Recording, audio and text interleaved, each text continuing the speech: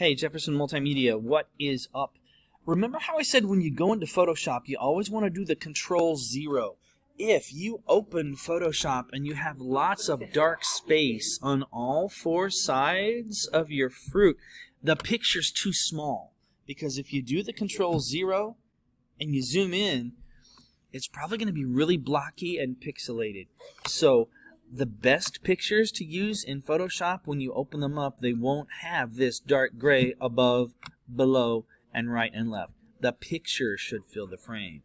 So if the picture is tiny, find one that's bigger. Remember, when you do that, go to your internet browser and always do the tools. Oh, I can't see it.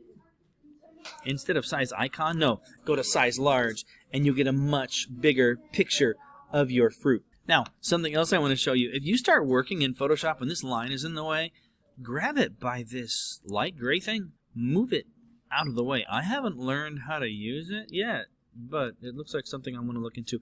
And one other thing I'd like to show you.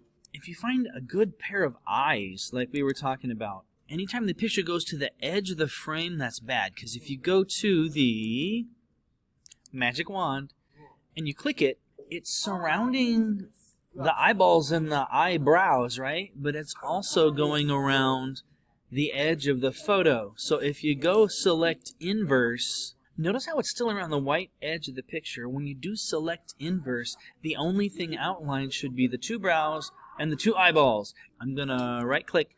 I'm going to do my quick selection tool. And then what you want to select is just the brows and the eyeballs, right? Can I make the pen bigger? Maybe like 47? It's just me guessing. And if I click inside brow number 1, it's selected. It's going to be a little bit too big for brow number 2, so let's make it smaller. Yeah, so the brows are selected. This thing's in the way. Get it out of there. Now I want to select just the eyes. And the only lines I want are on the outside of the eyes. See how like there's the black here, but then there's gray? So you see how my circle, my pen, is like half in the gray? What I want is a hard line around the eyeball itself. The whole thing, not just part of it. And if you see lines inside of something, you want to click inside that until they're all gone too. The only lines you want to see are on the outside of the eyeball. Oh, the little gray lines, you want to get those too, yeah? So, if you look closely, you'll notice the lines are only on the outside of the brow, and the outside of the eyeball. You don't want to have any lines on the inside of the eyeball, because then it's going to cut part of that picture out. If you go to, move this thing out of the way. If you go to your move tool and then click inside, notice I'm just moving the eyeballs on the eyebrows, right? And if this Apple picture was big enough, yeah, that would work. Just make sure that the fruit you're looking for, tools size large, and then put the big eyeballs on the fruit that's the proper size.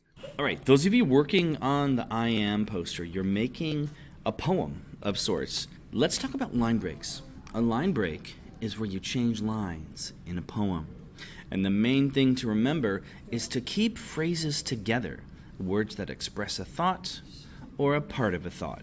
What you shouldn't do is separate words that go together, like shouldn't do, or go together.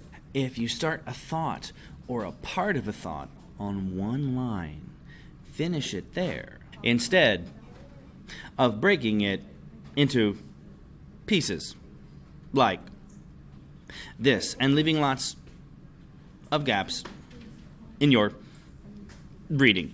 Every time you change lines, it's natural to take a pause. So don't change lines in the middle of a sentence at a place where it would make you read like this, all choppy and stuff. Hit return where you would put a comma or a period at the end of a sentence, not an awkward gap that makes me sound like I don't understand what you're saying.